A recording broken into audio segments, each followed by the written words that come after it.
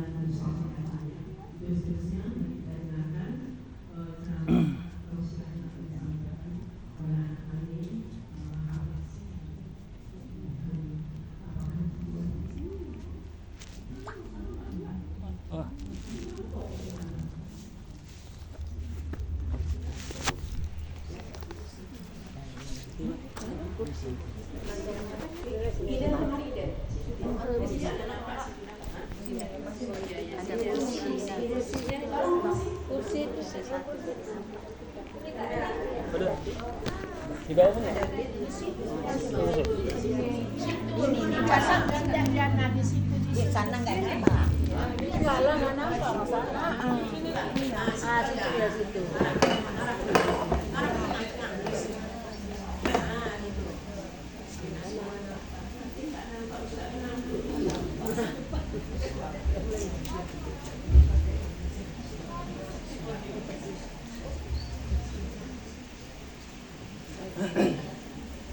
Assalamualaikum warahmatullahi wabarakatuh.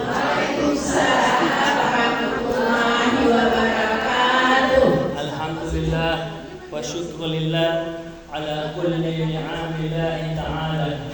Ashhadu an la ilaha illallah wahdahu la syarika lah wa ashhadu anna Muhammadar Rasulullah la nabiyya ba'dah. Allahumma fa nusalli wa nusallim ala hadina wa syafi'ina wa zuhrina maulana Muhammadin sallallahu alaihi wasallam. Apa jawabannya? Allahumma salli wa sallim wa barik alaihi wa ala alihi wa ashabihi ajma'in. Amma ba'd. Alhamdulillah, kita pada hari ini di minggu Ahad yang berberkah ini dapat kita berkumpul bersama-sama di kediaman ibunda kita atau kakak kita. Kami memanggil Buah sebab almarhum atau dekat dengan ayahanda Mahmud Haji Mahmud Syukri bin Saidat, dan selalu kami setiap lebaran wajib ke sini untuk menyambut tali silaturahmi. Alhamdulillah, mudah-mudahan kita perkumpulan kita ini, majelis kita ini menjadi majelis yang ada jam'ana jam'ul marhumah. Amin. Majelis yang insyaallah diberkahi Allah dan diridhai Allah Subhanahu wa taala. Setiap apa-apa yang kita baca, yang kita dengar menjadi pahala-pahala kita semuanya. Amin. Dan mudah-mudahan juga kita niatnya untuk kepada yang tadi telah dibacakan, yang telah mendengar kita, mudah-mudahan adalah sampai juga kita istilahnya transfer kita tuju kepada tanggung maupun almarhum kita nanti insyaallah. Amin amin ya rabbal alamin. Izin saya Bapak Ibu, tuan-tuan guru, para ulama, asatidz dan asatidz kita. Alhamdulillah kita telah masuk di bulan Sya'ban ini, tidak terasa gitu. Kita berharap berdoa dari kita sama-sama di bulan Sya'ban, dan tentunya sebelumnya juga bulan Rajab, ada 4 bulan itu bulan Ramadan. Allahumma barikna fi Rajab wa Sya'ban ya Allah, wa barikna Ramadan. Ramadan karim, Ramadan mubarak. Ya Ramadan itu yang nantinya akan menjadi tamu kita, ya kan Bu? Hendaknya kita nanti bisa bersiap untuk menyambut bulan Ramadan. Untuk itu kita mulai tingkatkan amal kita. Kita tingkatkan kebaikan-kebaikan kita, amal soleh kita dari saat ini. Ya, dimulai bulan Sya'ban inilah kita biasakan paling tidak ada puasa, ya Bu ya. Atau tadi kita kuatkan supaya nanti bisa sholat tarawih. Biasakan kita sholat tarawih lagi, sehingga nantinya ketika sudah masuk bulan Ramadan, sudah ibarat kalau mobil atau mesinnya kan sudah mulai panas biasanya. Oke, jadi ketika Ramadan dapat kita nantinya insyaallah mendapat kalau Ramadan rahmat ya. Ada rahmat di dalamnya, ada ampunan, maghfirah, dan juga fiskum minan nar, bebasnya kita dari siksa api neraka insyaallah. Amin amin ya rabbal alamin. Itulah dia kenapa kita mesti meningkatkan amal kita tadi, memaksimalkan ibadah-ibadah kita, kebaikan-kebaikan kita.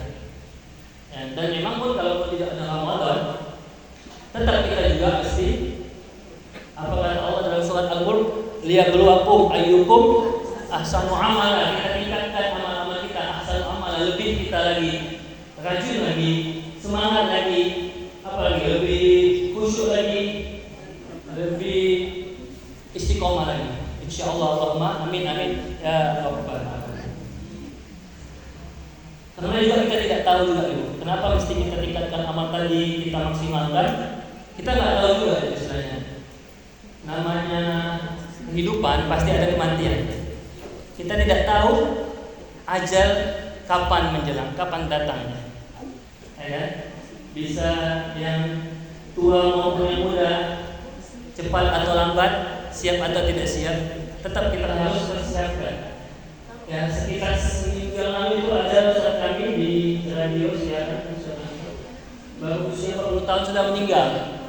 Atau kemarin tidak salah sebulan yang lalu, ya kan, Wak pun datang juga kan, almarhum ibu kami kan, suaminya Pak Res kemarin sekitar sebulan yang lalu sudah meninggalkan kami kan, di usia sekitar 60. Baru sampai Ramadan. Nah itu dia ajal itu tadi Bu. Tidak bisa kita memastikan kapan dia datang. Dan alhamdulillah kita masih diberi Allah kesehatan. Bukan hanya kesehatan, tapi juga dari keafiatan, semangatan untuk kita dapat terus ibadah tadi. Zikir kepada Allah, bertasbih, beristighfar. Karena jangan sampai Bu, jangan sampai kita terlambat menyadarinya gitu kan. Nanti kita udah menyesal kalau sudah ibaratnya wafat kita, sudah meninggal kita, barulah kita menyesal. Jangan sampai nanti kita sesali pas di akhirat kita berkata firman Allah, ya Allah farjina, pas sudah di api neraka ini mungkin ya, tapi na'udzubillah ya. Orang yang di sana yang masuk api neraka menyesal dan mengatakan farjina ya Allah, ya Allah kembalikan kami ya Allah, kembalikan kami, hidupkan kami kembali, farjina na'mal amalan sholihan. Insyaallah kami pasti akan beramal amal soleh.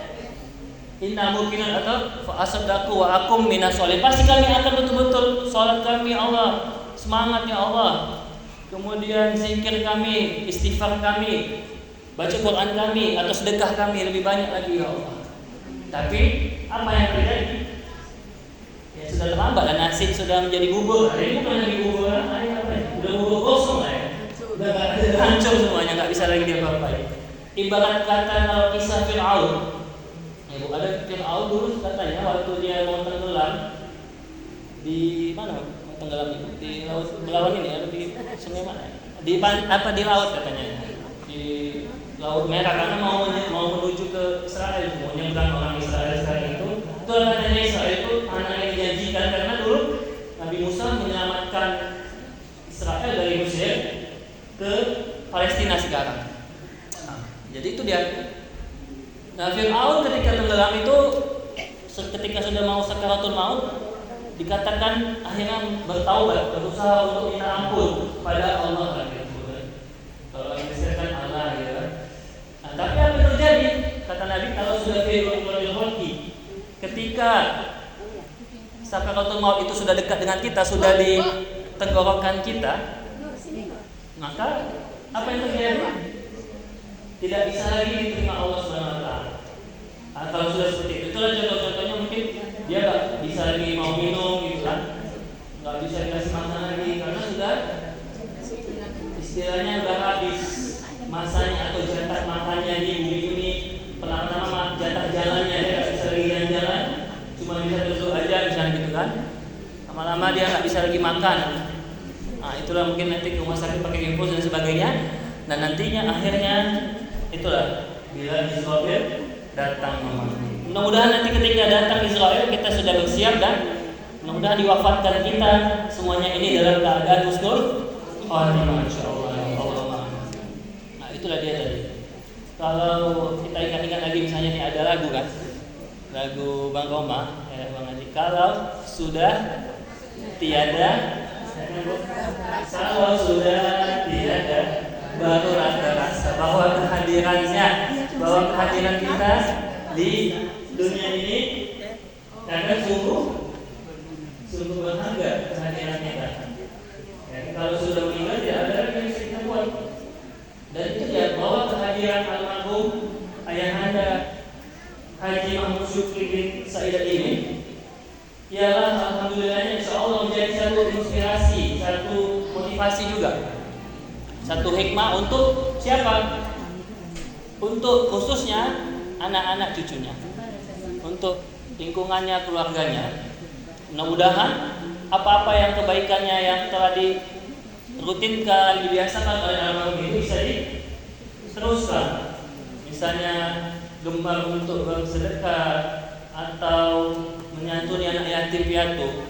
Itulah mudah-mudahan keluarganya meneruskan. Dan itu ada kaedahnya atau istilahnya, kalau orang tua kita bilang dulu, ambil yang baiknya, teruskan kebaikan-kebaikan dan kita filter lah apa-apa yang mungkin tidak baiknya. Seperti itu. Ya, insyaallah ya. Wah ya. Atau misalnya kalau ada kelebihan uang bangun masjid, memang kita sudah pasti dapat pahalanya kan. Kemudian pasti kita dorong doanya, mudah-mudahan juga bisa mengalir pahalanya atau disebut juga dengan apa istilahnya itu amal atau sedekah jariah bagi mereka-mereka yang telah meninggalkan kita. Insyaallah itu. Allahumma amin amin ya rabbal alamin. Walaupun memang kadang ada masih saja yang kontroversi gitu kan, yang mengatakan ngapain kita buat seperti ini atau ini nggak sampai gitu kan. Tentunya yang valid yang sampai adalah memang sedekah, karena memang hadisnya tadi kan ketika ada Bani Adam atau anak Adam meninggal, 3 yang putus. Itu diantaranya adalah shadaqatul jariyah. Tapi kalau ditanya apakah bacaan Quran kita, ya, Yasin kita malam Jumat ibu mungkin perwirikan Yasin ya di rumah ya, di masjidnya ya, insyaallah ya. Apakah itu memang bisa ditransfer ke ke keluarga? Ya mungkin kita nggak tahu, mungkin kita meninggal dulu kan, kita masuk hubungan dulu kata Ustaz Somad, baru nanti kita tahu gitu kan. Artinya memang pahalanya sudah pasti untuk kita. Kalaupun memang belum bisa dipastikan, kata Imam Syafi'i adalah kita tambahi, kita dorong, kita angkat dengan doa. Jadi doa itulah dia melekat untuk bisa sampainya pahala-pahala bacaan Quran kita tadi. Begitulah dia konsep hukumnya. Kalaupun memang ada yang mengatakan nggak usah kita berbuat itu, kalau memang itu baik, udah bagus, pasti dilaksanakan Nabi, dilakukan khair. Ya udah kita balas lagi, kita bantah lagi. Kalau memang haram, kalau memang nggak boleh, pasti udah dilarang Nabi. Kan itu dia. Nabi Muhammad tawaf pakai unta dulu kan. pergi haji, pergi umrah, atau Quran sekarang kan kayak gitu. Gak ada di zaman Nabi Quran kayak gini yang ada harokatnya, yang ada covernya atau di. Jadi kalau kita kaji lagi tadi sedikit tentang masalah ini lah, yang pengajian-pengajian yang harus kita waspadai apabila ada sedikit-sedikit nyalakan, sedikit-sedikit salah bid'ah dan sebagainya. Itu harus kita lihat dulu. Karena kalau dalil, ada memang dalil yang langsung atau tidak langsung. Kalau dalil langsung jelas, misalnya dari sholat, puasa, zakat, tapi ada yang tidak langsung. Seperti kita kumpul ini kan ada hukuman ayatnya, dalilnya, ada payung hukumnya. Apa itu, Pak? Ya Allah menyuruh kita untuk silaturahmi dimanapun dan kapanpun. Kemudian kita di sini ada tausiah, alhamdulillah. Sedikit banyaknya kita mendengar atau mengingatkan. Kemudian ada bacaan Quran kita, ada doa bersama, ada zikir-zikir kita. Tambah lagi tadi sholawat, diberkahi Allah kan tadi kan, sudah lengkap kan. Jadi kalau memang dilarang, di mana dilarang itu? Mungkin kalau ada kemubaziran atau mungkin dia dipaksa gitu. Mungkin di dalam kampung sana dipaksa dia nggak bisa buat acara itu, dipaksa untuk buat acara ini untuk kayak potong kerbau gitu. Kalau potong bebek angsa nggak apa-apa, masa dikuali kan gitu. Ada di kawan saya sana, wakil rektor kami namanya Dr. Ridwan. Di daerah kampungnya itu kayak kalau udah tahlilan semacam wajib untuk motong kerbau gitu. Di Pancabungan sana katanya. Nah, kalau mungkin ada pemubazirannya itu atau pemenyannya, ya itu yang sebenarnya itu bukan kegiatan ini. Kalaupun kata-kata kulu itu kita artikan dalam ilmu bahasanya, nahunya kulu itu bisa artinya semua ataupun sebagian. Allah berfirman, wa ja'alna kulla syai'in min ma'in. Allah ciptakan semuanya dari air atau intisari air gitu kan. Atau min ma'in dafiq kalau kita manusia dari air yang ringan. Tapi tidak semuanya asalnya sumbernya dari air. Ada makhluk yang Allah ciptakan dari api. Nah, itulah iblis ya kan. Bablasnya dari api yang dia sombong tidak mau untuk sujud kepada Nabi Adam. Tapi pun sujudnya bukan sujud yang kayak kita sholat. Kalau kita pinjam istilah-istilah orang Jawa kayak sungkeman gitu. Atau kalau orang Jepang arigato gozaimasu, kalau orang Korea kamsahamnida, itu kayak semacam penghormatan kepada khalifah di muka bumi yang itu Nabiullah Adam alaihissalam. Nah, kalau kita sudah merasa tadi pengajian itu merasa benar sendiri, merasa yang paling sunnah, yang paling pintar, maka itu nanti mungkin ciri-ciri daripada sifat iblis. Ya kan? Kalau ibu digoda dengan malas ibadah nggak bisa, tetap ke masjid baca Quran, nanti yang masuknya itu iblis. Iblis itu menggoda kita dari mana? Dari dalam hati, perasaan kita. Ustadz tadi dia digoda supaya merasa paling pintar, ya kan? Sombong, paling alim, tidak mau dinasihati gitu kan. Kemudian nanti yang udah soleh banyak ibadah merasa yang paling banyak amalnya, paling dekat dengan Allah gitu. Ya, itulah dia masuk godaan iblis. Maka kita berlindung kepada Allah selalu, kita auzubillah minasyaitonirrajim atau min hamazatis syaitan. Kembali lagi jadi kita kepada tadi masalah tahlilan tadi ini, ya Bu, di mana kita di sini tadi ada baca Quran, ada zikir lagi tadi. Dan itu sangat penting. Kita ini setiap hari kita usahakan untuk terus kita berzikir. Nabi Muhammad selalu beristighfar. Bahkan Nabi Muhammad mungkin kita katakan hatinya selalu berzikir kepada Allah. Itu disebut juga zikir qalbi, ya kan Bu? Nah, kalaupun memang kita belum bisa untuk berzikir setiap saat, paling tidak setiap kita mau beramal, misalnya kita mau keluar rumah, kita baca doa. Kita baca doa keluar rumah, bismillahirrahmanirrahim. Tawakkaltu 'alallahi wa la haula wa la quwwata illa billah, bismillahirrahmanirrahim, usaha inna rabbi ghafur, dan sebagainya doa-doa itu. Jadi ketika kita mulai berdoa nih Bu, dari mulai kita doa itu sampai kita pergi dan sampai pulang, itu bagian itu mendapat jadi sebagai amal kita juga, bagian zikir amal tadi. Sampai kita pulang balik rumah, itu adalah bentuk zikir amal tadi. Atau mungkin ibu ketika lagi masak di rumah lagi masak sambil nunggu kesian atau lagi sambil merebus ayam menggulai kan?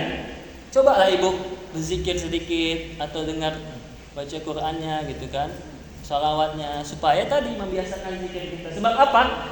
Sebab kata Allah, kalau kita biasa berzikir atau kata Nabi, kalau kita membiasakan zikir kita, bahasa lisan kita, insya Allah nanti di akhir hayat kita bisa kita mengucapkan kalimat la ilaha illallah. Kan ada hadisnya, Nabi Muhammad bersabda, "Man kana akhiru hayatihi," siapa yang akhir hayatnya, sakaratul mautnya, kalimatnya la ilaha illallah, apa namanya? Dakhalal jannah, masuk dalam surga Allah Subhanahu wa taala. Atau minimal paling tidak ucapkanlah Allah.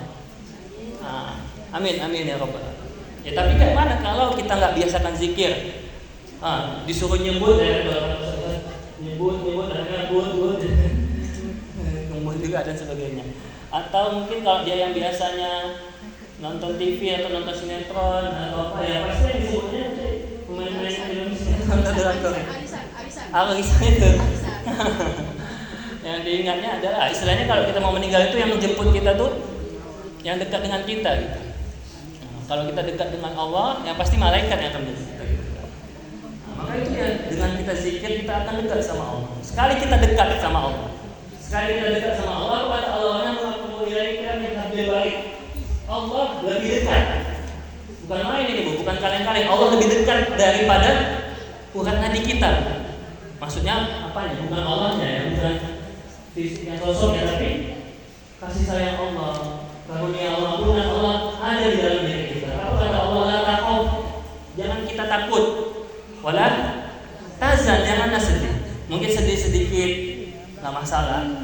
Sedih kita sekedarnya saja, lalu kita kembalikan kepada Allah Subhanahu wa taala. Selama kita dekat kepada Allah, sekali kita dekat, Allah lebih dekat. Kalau ibaratkan misalnya ya, kata Allah lebih dekat, kita mau coba dekat dengan Allah 1 kilometer. Ini ilustrasinya saja. Maka Allah akan lebih dekat lagi berapa? 1 kilometer berarti istilahnya 1 meter. Udah mulai dekat lagi kita di 1 meter sama Allah. Allah lebih dekat lagi 1 sentimeter sampai 1 hasta, sampai terus sampai tadi di Tuhan dan kita mengambil kebesaran dan keagungan Allah Subhanahu wa taala. Sebaliknya nih Bu, kita jauh dari Allah, lalai, malas, maka kata Nabi, "Fasyaitonu," setan yang akan lahu qarin, setan yang akan masuk dan merasuk ke dalam hidup kita. Lahu qarin atau qarin istilahnya itu apa ya? Menjadi teman kita atau sahabat kita atau besti kita itu setan. Makanya ada istilah kesetanan. Mungkin Ibu kenapa suka marah-marah di sini, suka ngamuk-ngamuk, banyak setannya di tubuhnya. Maka perlu diruqyah mungkin sekali-sekali. Nauzubillah, tsumma nauzubillah min dzalik. Itulah dia tadi semangatnya, nasihatnya, inspirasinya supaya kita nanti tidak menyesal. Sebab karena kalau kita lihat lagi hidup ini, hakikatnya ini adalah jalan hidup kita yang menentukan. Apa kata Allah? "Faman syaa'a falyu'min," atau "Waman in ahsantum li nafsi." Siapa yang memang mau beribadah, tadi mau berzikir, apalagi mau bersolawat, mau bersedekah ketika ada kelebihan uang. Kalau kami mungkin kayak dosen, mungkin sedekahnya sedekah ilmu lah ya. Atau sedekah jasa, tenaga. Siapa yang memang mau berbuat kebaikan tadi, siapa yang mau menolong sesamanya, maka yang menolong dia ialah langsung Allah yang akan menolong kita. Siapa yang menolong hamba bukan Allah, yang menolong hamba Allah, makhluk bukan Allah, maka yang menolongnya siapa? Yang menolong ibu nanti ketika ibu bisa menolong sesamanya, yang menolongnya ialah langsung Allah Subhanahu wa taala. Itulah dia. Jadi ketika kita sudah buat baik, kita beriman kepada Allah, kita bertakwa, insya Allah ada balasannya. Atau kalau kata Ustaz Maizan, insya Allah ada ya jalan kan. Insya Allah ada jalan. Ketika kau tak sanggup, pasti ada jalan. Apa namanya kata Allah di dalam surat Al-Insyirah, "Fa inna ma'al usri yusra." Ma'al usri yusra, bukan setelah tapi ma'al. Ma'al itu ketika bersama, di saat itu ketika ada masalah. Contoh kan, adik-adik kita ini ada masalah, dia tugas di rumahnya kan atau PR-nya. Tapi saat dia belajar dia berdoa berusaha sungguh-sungguh, pasti dia akan menemukan jalannya. Dan jalan itu bukan hanya satu, ada dua. Mungkin saja dia dapat satu masalah, tapi nanti ada tambahan-tambahan kebaikan. Dimasukkan Allah mungkin kesabaran di dalam hatinya, dilapangkan rezekinya, dimudahkan hidupnya. Nah, itulah dia balasannya, dan itu semuanya untuk kita semua dikasih kembali kepada kita. Allah ngasih kita masalah, kita masih kesulitan, itu semuanya untuk menguji kita tadi. Liyabluwakum ayyukum ahsanu amal. Kalau ada tadi juga kita pinjam juga liriknya itu, ya siapa yang ini? Tak segampang itu, gimana tentunya Kak Sarah? Siapa ini? Tak segampang itu kau mengaku beriman. Nah, tak semudah itu kita mengaku kita beriman, beramal kepengen masuk surga, berangan-angan menghayal kita nanti jadi penghuni surga, tapi kenyataannya jauh banget daripada api. Nauzubillah. Jadi itu dia ujian-ujian Allah Subhanahu wa taala kepada kita. Anak-anak ada ujiannya. Mungkin dia disuruh untuk belajar atau mungkin belajar berjalan. Nanti kemudian ada lagi ujian sekolah atau ujian kita ada kena penyakit atau kehilangan ini kan. Ini merupakan ujian kita. Kita kembalikan nggak ini semua kepada Allah? Ya kalau kayak yang saya ini, yang belum nikah yang jomblo ini, sebenarnya kita punya pasangan. Pasangan kematian, pasangan kehidupan adalah kematian. Pasti kita semua punya pasangan dan itu tidak bisa kita lalui, kita lampaui atau kita lawan itu semua. Yang tugas kita hanya apa tugas kita terhadap kematian. Kematian itu nggak boleh kita takut, ya kan? Jangan takut mati, tapi juga jangan cari mati, cari pasal, ya kan? Jadi tugas kita apa ini saat ini? Untuk kata Allah wa tazawwadu, kita persiapkan, kita usahakan untuk menjadi manusia yang baik atau yang lebih baik lagi. Itu dia tugas kita. Hasilnya, ya kan? Endingnya, ujungnya fatawakal Allah wala haula wala quwwata illa billah. Ibarat kalau petani istilahnya dia cukup dia menanam cangkul, ya kan? Petani mencangkulnya, menanamnya, merawatnya. Nanti tiba-tiba kalaupun ada hamanya, ada hujan, banjir dan sebagainya, itu bukan karena dia usaha dia lagi. Yang dia tahu tugas dia hanya menanamnya, dicangkul-cangkul, menanam padi atau jagung dan sebagainya itu. Nanti jadi hasilnya atau tidak, atau kita nanti masuk surga atau tidak, itu adalah haknya Allah Subhanahu wa taala. Tapi tidak mungkin lah kalau kita sudah berusaha beribadah, beramal, berbuat kebaikan, beristighfar kepada Allah, tadi berzikir, apalagi zikir kita sepertiga malam.